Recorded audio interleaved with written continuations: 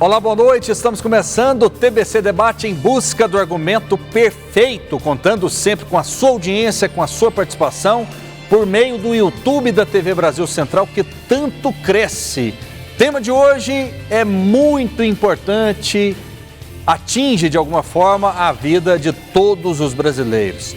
Existe perseguição religiosa aos cristãos no Brasil? Comigo, dois notáveis especialistas com posições diferentes, mas antes de anunciá-los, é importante dizer que no nosso programa brigam as ideias e não as pessoas. Portanto, desarme-se, está no ar a partir de agora o TBC Debate. Você é perseguido por ser cristão aqui no Brasil? Comigo, dois especialistas, Walter Silva, advogado, presidente da Comissão Especial da Liberdade Religiosa da OAB Goiás. Tudo bem? Seja bem-vindo. Boa noite. Tudo bem. Boa noite. Muito obrigado pelo convite. O Eduardo Guzmão, ele é doutor em História, professor de Ciências da Religião. Boa noite, tudo bem? Boa noite, Rafael. Boa noite, Walter. Espero que seja uma conversa muito boa. O tema é forte, o tema é candente, importante para a sociedade brasileira e a gente espera que seja uma noite bastante produtiva para que as pessoas possam pensar sobre essas questões da religião, da política, da intolerância no mundo atual. Professor Eduardo Guzmão, existe perseguição religiosa aos cristãos no nosso país? Então, qual é o problema que nós estamos tendo hoje? É a questão da mistura entre política e religião, que tem gerado diversos conflitos, diversos problemas nas igrejas católica, protestante, nas famílias, e eu poderia começar tentando explicar da seguinte maneira, e pensando um pouco também a partir da teoria da política. A política vive da relação conflituosa. Então, um autor que eu gosto muito, chamado Carl Schmitt, escreveu um livro chamado Conceito de Política. Ele era jurista e ele foi raciocinando e vendo a origem, o fundamento da política. E ele chegou na ideia de que o fundamento da política seria a relação amigo e inimigo. Ou seja, ele levou a guerra, o conflito, para a questão da política. Quando o mundo da política adentra no campo da religião, aí começa a dar problema. Até porque o cristianismo prega amar os inimigos, amar ao próximo como a si mesmo. E esse conflito político entrou de tal forma nas igrejas que tem prejudicado a própria vivência dos valores cristãos e dos valores do Evangelho. Doutor Walter, pensa diferente ou concorda? Eu quero também demonstrar o meu pensamento. Carl Schmitt, um pensador que inspirou muito Hitler, não é? E eu fico achando interessante assim, como é esse paradigma do meu querido doutor Eduardo Guzmão. Não é o meu paradigma. Não, o meu paradigma é o Senhor Jesus Cristo. Hoje eu estou falando aqui com muita dificuldade. Esse tema já foi proposto a mim durante muito tempo. Eu disse todo o tempo, não. Mas depois eu pensei, porque um amigo meu tem dito, você tem sido muito tímido. Você precisa de expor. Então, para mim, não está sendo simples, fácil estar aqui. Pode parecer que sim, mas eu quero dizer uma coisa. O cristão verdadeiro, aquele cristão, ele ouve do Senhor Jesus o seguinte: bem-aventurados serão vocês, quando vos injuriarem, vos insultarem, vos perseguirem, levantarem todo tipo de calúnia contra vocês. Alegrem-se, regozijem-se, porque grande é a vossa recompensa nos céus. E o Senhor Jesus diz também que aquele que o segue seria naturalmente perseguido. Então existe perseguição religiosa dos cristãos no mundo, e eu vou dizer para os senhores, é a maior perseguição de todas. Não existe nenhum grupo que seja mais perseguido no mundo do que os cristãos. E não é só fora, não. É dentro aqui. Por quê? Eu concordo com o professor querido, do professor Eduardo Guzmão, que a política não pode se apropriar das questões religiosas, mas o religioso, ele é um ser político. O religioso é um ser que se posiciona. E nós temos visto muitas coisas aqui neste país que representam perseguição religiosa. E nós nos posicionamos. Eu já ouvi aqui nesse debate, em alguns desses debates aqui, as pessoas falarem assim, olha, na verdade, quem é perseguidor são os cristãos. Eu já ouvi dizer aqui que os evangélicos são tolos. Não, não são. Os cristãos estão agora conscientes e se posicionaram. Essa é a diferença. Incomoda esse pensamento conservador na academia, no debate público? Isso mexeu com a esquerda, professor? Bom, eu não posso falar em nome da esquerda, não é meu caso aqui, né? Mas o fenômeno conservador ou da direita é muito interessante para pensar como professor. Antigamente a gente via uma militância muito forte, mas na esquerda, sem dúvida. O pessoal vestia a camisa do candidato tal, do herói, o Che Guevara, esses símbolos, né, tradicionais, a juventude gostava demais. Recentemente a gente viu um fenômeno diferente no Brasil, que me parece interessante, que também é essa direita militante. Antes a direita mais liberal, não vou me intrometer tanto, não vou Era indiferente. Não vou brigar. E agora é uma direita que briga. Isso a gente já vem, antes até do nosso presidente atual, Bolsonaro, antes já tinha um pouco esse clima e ele acho que catalisou isso bastante. Acho bem interessante essa briga, apesar da polarização ser prejudicial para que a gente tenha uma sociedade mais harmônica, mais fraterna e mais respeitosa, que é o nosso ideal. Então, de fato, eu também sonho, eu gostaria que fosse assim um evangelho, um valor cristão, algo pacífico, mas não é o que a gente vê. E aí é por isso que eu venho aqui colocar que não adianta a gente querer tapar, às vezes, o sol com a peneira ou se iludir. Por mais que a gente acredite, muita coisa bonita, na prática, muita coisa feia, muita coisa ruim tem acontecido, no caso da perseguição dentro das igrejas, tanto no ambiente católico quanto no ambiente protestante, também no meio espírita. Eu tenho um colega que está pesquisando agora os espíritas à direita, né, assumindo posições, e esses casos estão cotidianos.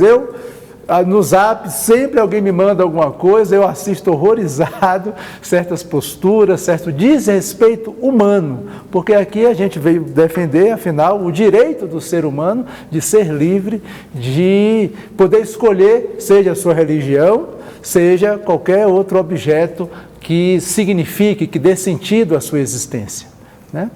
Eu gostaria de perguntar para o senhor, professor, Sim. O senhor esclareça, por favor, o que o senhor disse agora. O senhor disse que, na verdade, os cristãos protestantes, católicos e espíritas têm sido perseguidores, é isso?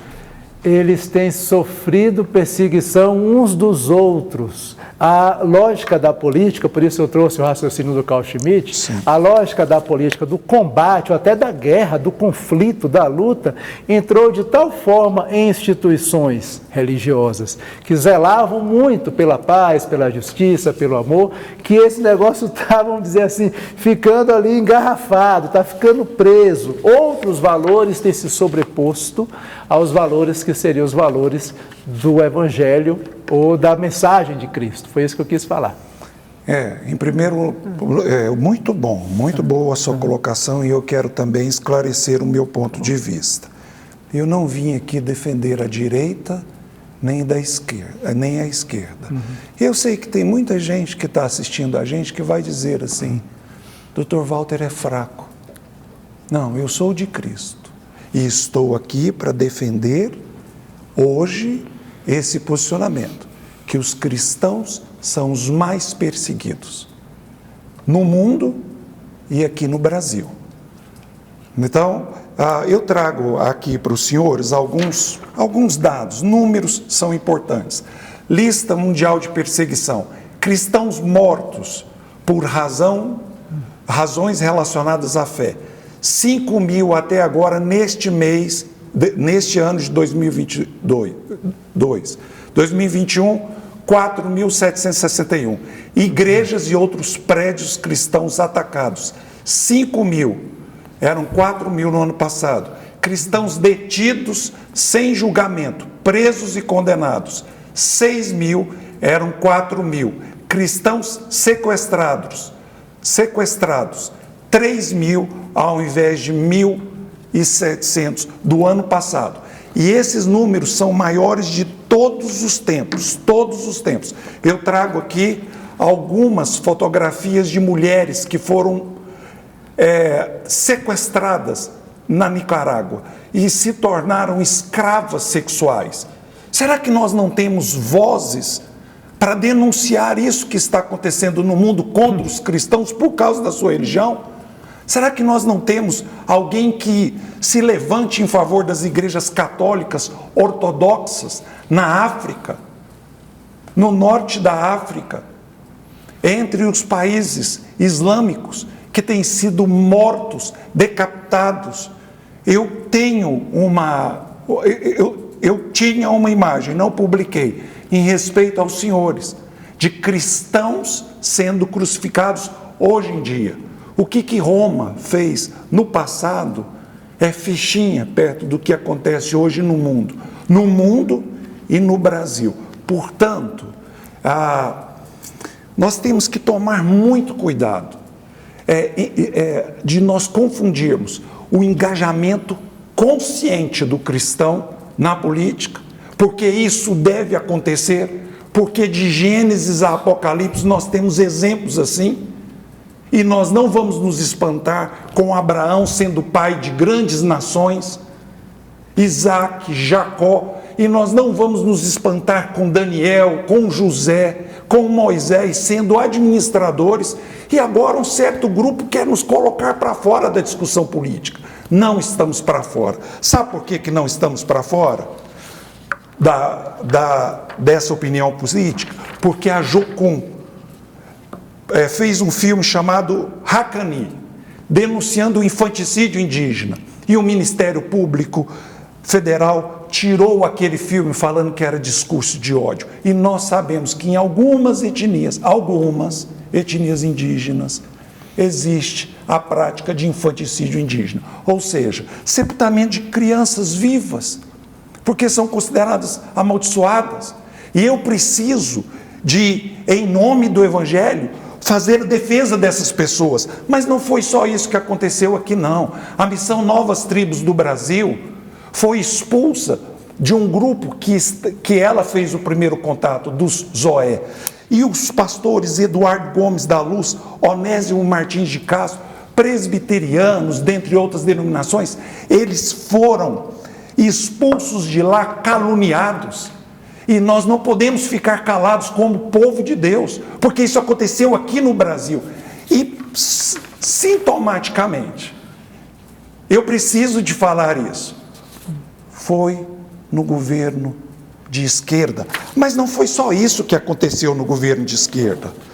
Para concluir, doutor Walter.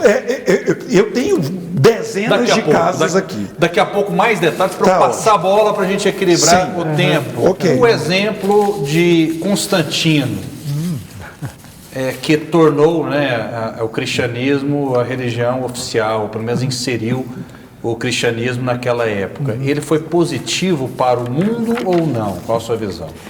Então, não cabe a gente da história julgar os fatos do passado. Ocorreu, foi importante muito na época porque os cristãos eram perseguidos e Constantino assinou o seu edito de Milão e ali deu liberdade aos cristãos de cultuarem o seu Deus. Os cristãos não eram tanta gente assim, no máximo 10% do Império Romano, e depois o neto de Constantino, Teodósio I, em 380, ele fez o decreto chamado Edito de Tessalônica, onde ele obrigou a todos os nascidos no Império Romano a se batizarem na Igreja Católica, o que é diferente na igreja da época, eu vou falar católica não para não gerar confusão, na igreja que existia no período.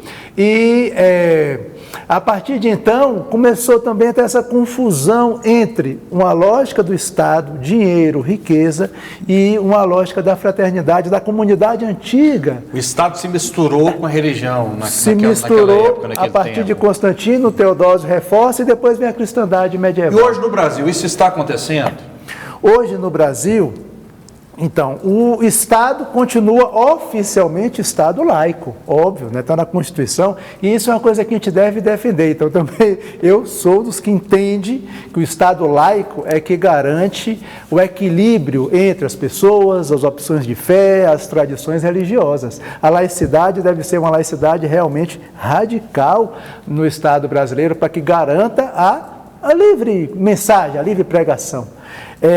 Mas qual é o problema? Essa lógica da política entrou de tal forma na igreja. Veja bem, um dos vídeos, antes disso, Goiânia assustou o Brasil recentemente porque uma pessoa estava na congregação cristã do Brasil, uma igreja tranquila, pacífica, pentecostal, séria, né? E essa pessoa teve uma discussão política, segundo eu li na mídia, e o outro rapaz atirou, ainda bem que atirou na perna, não atirou para matar, a vítima acabou de sair do hospital essa semana.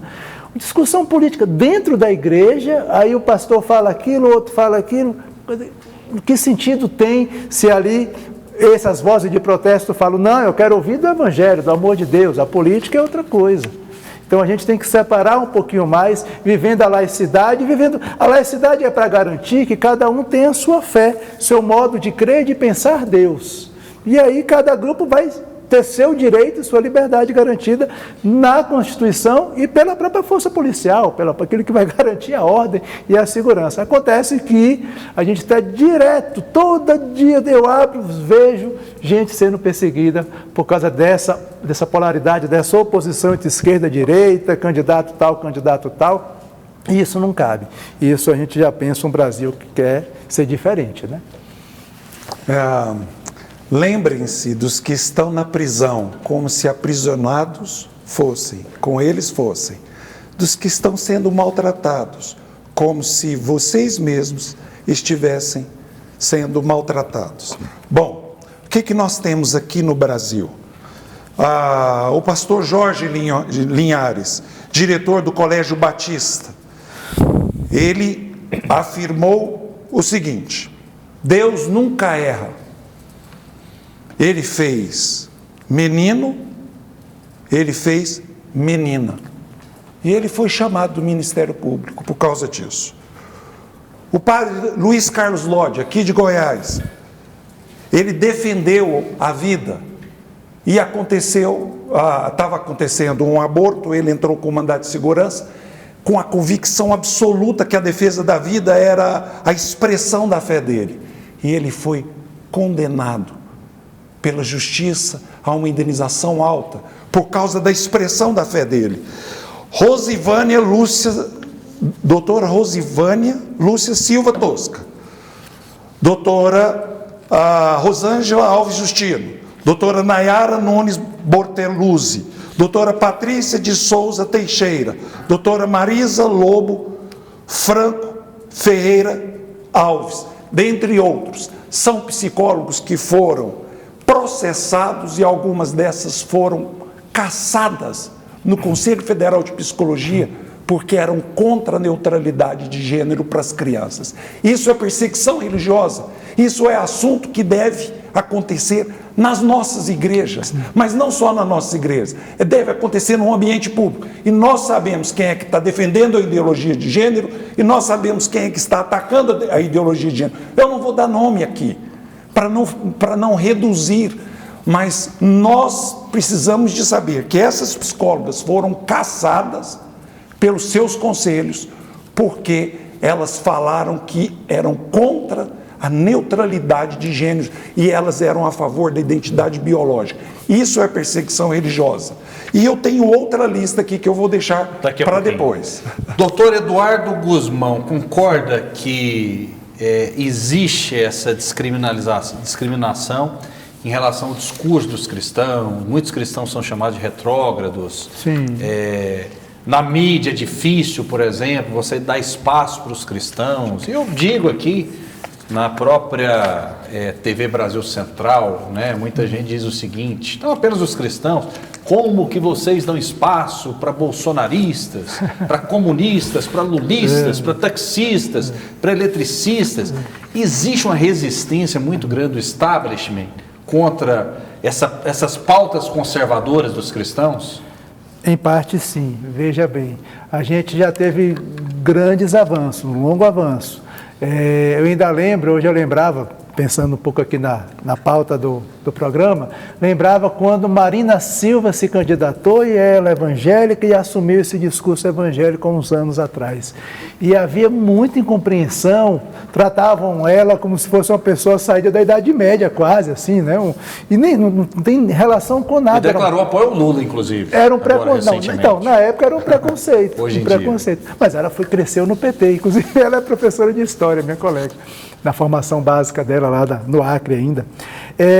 Então, a Marina era tida assim, estranho. Eu acho que já melhorou bastante. Mesmo assim, os próprios cristãos, às vezes, ao quererem defender a sua visão do Evangelho, às vezes querem parecer estranhos, aí que está a diferença. Querem exagerar, querem gritar, querem xingar, às vezes. A gente está vendo aí uma violência gratuita, muitas vezes, entre as pessoas. E aí, por isso que eu vim para cá para o debate, para falar isso não pode. Não precisa disso, a gente está num ambiente racional, nós temos a Constituição que garante os nossos direitos e não faz sentido a gente nem ser estereotipado, todo cristão é assim, todo evangélico é assim, ou todo católico é assim, mas se respeitar. Tolerar. Então isso eu acho que é utopia, que eu penso que o meu colega Walter deve acreditar também, essa visão que a gente queria que fosse assim, mas na prática a gente não vê. Então sim, há muita perseguição, às vezes legal, o Walter citou algumas pessoas processadas, isso é um problema muito grande, acho que a igreja tem que pensar, uma das coisas que a gente tem curiosas é que de fato, se a gente for pensar historicamente, o cristianismo, a fé cristã, lá do apóstolo Paulo, contribuiu muito para constituir a democracia. Então a democracia tem essa noção de pessoa, que toda pessoa deve ser respeitada porque é a imagem de Deus, porque Paulo fala, olha, não, nem judeu, nem grego, nem homem, nem mulher, nem escravo, nem livre, todos um em Cristo Jesus. Essa é a mensagem da utopia paulina. O Império Romano conseguiu viver isso? Na fé. Na prática, não. Escravo, mulher, homem, sociedade patriarcal. Então, na prática, a igreja não aceita todo mundo. Se chegar qualquer pessoa na igreja, a igreja está lá de braços e portas abertas. Não é isso que acontece? Não é bem assim, não. Quero... Ou não é? Eu quero discordar de forma absoluta. Cristão não é aquele que sai gritando, é aquele que acolhe, é aquele que abraça. O cristão é aquele que ensina, especialmente as pessoas necessitadas, carentes. Essa é a nossa história. Não o senhor aceitaria um comunista na sua igreja? Não, é claro que sim. Não apenas aceitaria um comunista na igreja, mas a igreja é lugar de acolhimento de todos os cansados e oprimidos.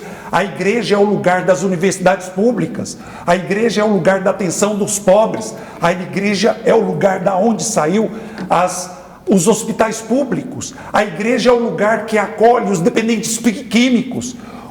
A igreja é o lugar que acolhe aqueles gays que cansaram de ser gays. E a Juliana Ferron foi perseguida. A igreja aceitaria... Exatamente. A igreja aceitaria um homossexual dizer o seguinte, olha, eu tô na igreja, mas eu vou continuar com minha opção sexual. A igreja aceitaria isso? A igreja não só aceitaria, mas a igreja mais do que aceita. A igreja acolhe e a igreja é o lugar dessas pessoas. Daí a igreja ser tão poderosa e causar tanto medo. Nós não somos o povo da gritaria, nós somos o povo da paz, das manifestações pacíficas, nós somos o povo do abraço e nós somos o povo do sofrimento.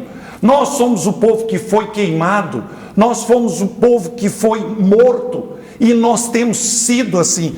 E isso é o que tem acontecido hoje aqui no Brasil. Por exemplo, o André Mendonça, ministro André Mendonça, ele, porque ele era evangélico, ele sofreu a maior oposição de todos os tempos. E nós sabemos, e o professor sabe, o partido que votou maciçamente contra o André Mendonça por causa da sua fé. E nós não somos pacíficos.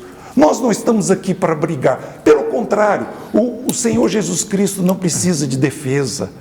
O Espírito Santo, ele é forte, ele é poderoso e a igreja sobreviverá a esses ataques. E eu digo até mais, a igreja se fortalecerá, porque quanto mais bate, mais a igreja cresce, como uma massa de bolo. Dr. Walter, em algumas igrejas evangélicas ou em muitas igrejas evangélicas, fala-se mais hoje de Bolsonaro do que de Jesus Cristo, na sua visão?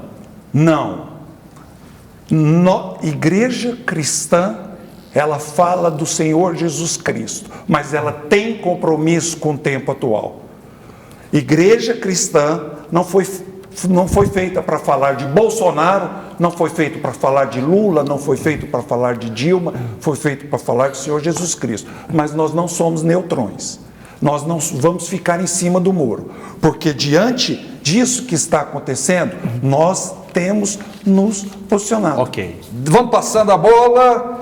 E aí, doutor Eduardo Guzmão, pela sua percepção, Bolsonaro tem sido mais falado nas igrejas do que o próprio Deus? Então, eis o problema da lógica da política quando entra num ambiente onde as pessoas vêm buscar paz. O colega Walter não está errado quando fala que tem que falar de Jesus, falar do Evangelho. Aí o sujeito chega lá, tem um candidato no púlpito falando o seu número e falando que eu sou candidato por isso, isso e isso. Isso já aconteceu? Já vi vários vídeos. E um deles, a pessoa está na plateia e fala, ele levanta a voz, grita. Foi no vídeo que tem um ex-ministro, aquele que era da aeronáutica, o nosso piloto, Marcos Pontes. Marcos Pontes estava nessa igreja, está filmado isso, aí a pessoa dali, um fiel, fala, não fala não, porque eu estou aqui para ouvir de Jesus. Quem é você para ficar pregando aqui em minha igreja? Eu quero ouvir a palavra de Deus. Então essas divisões, essa mistura, essa instrumentalização é muito ruim. Tem atrapalhado, as igrejas atrapalhado, pode ser católica, protestante, essa busca do voto, né? Mas o cristão tem o direito, o religioso tem o direito de se inserir no mundo político? Mas é claro, ele é um cidadão. A questão aí que está, um raciocínio talvez um pouquinho tênue, um pouquinho fino. Veja só, eu entendo que a religião deve inspirar enquanto valor. Enquanto valor. O nosso objetivo maior pode ser os objetivos cristãos plenamente, até porque os 10 mandamentos estão na base dos direitos humanos, na base da nossa Constituição. Porém, as ferramentas, a prática não tem sido essa. Então, se a religião inspira o objetivo maior da sociedade, na prática isso tem sido deturpado, manipulado. Eu gosto muito de um autor, que é um dos pais da sociologia, que é o Max Weber. Ele viu lá na Alemanha, que eu falei da Alemanha, lá na Alemanha, o começo da democracia, depois da Primeira Guerra Mundial. E ele viu os primeiros partidos cristãos surgirem ali. E ele tem uma palestra muito bonita, chamada Política como Vocação. Ó, que bonito. Política como vocação, como chamado, como missão. E Max Weber diz assim, olha, os cristãos podem até entrar na política, mas saibam que lá vão ter que assinar pactos com o demônio. Porque a lógica da política é corrompida. A questão do dinheiro é difícil você resistir, tem que ter muito política, cuidado. Política então é para os maus. Os cristãos não podem entrar porque senão vão se sujar? Não acho isso não. Eu acho que os cristãos deveriam agir mais na sociedade como um todo e tirar um pouco o foco do poder, o foco do domínio, o foco do Estado como foco central. Se não tiver cristão no Congresso Nacional, essas pautas conservadoras, elas vão para o ralo também, ou não? Não tem uma relação direta. Aborto, por exemplo, legalização das drogas. A gente pode discutir isso democraticamente na sociedade, na mídia, na televisão, na imprensa, Na política, não. Tranquilo. Na política, porque vai aprovar a lei. Também. Na legislação, a questão não é essa. A questão é preciso ter muito cuidado com essa instrumentalização da religião. Ou seja, a gente sabe que tem conselhos aí de certas denominações evangélicas que até mapeiam o número de votos e falam, ó, você vai para cá, você vai ser deputado tal. Sua região é essa, o de cá para cá. Como se o povo de Deus, o povo das igrejas, fosse massa de manobra. Tá, o tema é bom demais. Deixa eu fazer uma pergunta rápida para o Dr. Walter. Dr. Walter, todo cristão, todo evangélico, todo católico vota no candidato do padre ou do pastor, ou isso não existe? Qual a sua opinião, rapidinho, para a gente encerrar? Não, o cristão é livre como qualquer outro cidadão. O cristão se posiciona porque ele tem o direito constitucional de se posicionar. E ele não está vinculado a ninguém. Mas, nesse debate, nós esquecemos de falar das outras denominações. Não é? Quando o Lula aparece em algum terreiro de pessoas que são respeitáveis e protegidas por nós que somos cristãos, porque nós não aceitamos, por exemplo, que se usurpe um terreiro de Umbanda ou Candomblé, com devido respeito, existe um silêncio, como se na verdade os grandes vilões e partidaristas fossem os cristãos. Mas eu te convido, visite uma igreja, e o senhor não vai escutar, e a senhora, você, não vai escutar de política, mas nós nos posicionamos, porque política interfere nisso. Isso aqui é um homem nu, ralando uma imagem católica. Eu não sou católico, mas eu protejo os católicos. Em nome da política, em nome da paz, queimaram igrejas lá no Chile, como se isso fosse normal. Não é normal. Nós precisamos de proteger a liberdade religiosa, e é por isso que nós estamos aqui como cristãos, para proteger o pequeno, especialmente aquela pessoa que precisa de proteção. Ok. Doutor Walter Silva, advogado, presidente da Comissão Especial de Liberdade Religiosa da OAB Goiás. O senhor não pode ser tão tímido, tem que vir aqui outras vezes. Muito obrigado pela sua presença. Eu que Boa agradeço. Noite. Muito obrigado, Rafael. O senhor não levou esse puxão de orelha? Professor. Tem que ir mais, tem que falar mais. Então venha mais aqui no TBC obrigado. Debate. Facilite a vida da nossa grande produtora, Honória Dietz, por favor. Eduardo Guzmão, doutor em História, professor de Ciências da Religião. Venha mais vezes também. Vai ser uma honra. Muito obrigado. Para mim é sempre uma grande alegria vir aqui. Afinal, a gente é professor, a gente fica lá na universidade, às vezes, pesquisando com dados importantes e precisamos contribuir mais para a cidadania do Brasil, para a cidadania também aqui em Goiás, para a transformação da sociedade, a partir do que a gente defende, que é justiça, liberdade e amor. E esse espaço aqui tem possibilitado isso. Eu te agradeço muito a você, Rafael, abrir esse espaço de conversa, de debate muito respeitoso e democrático, que é fundamental para o nosso Goiás crescer e ir para frente. Muito bem, você que é suficientemente inteligente que tire as suas próprias conclusões. Fiquem com Deus e até a próxima.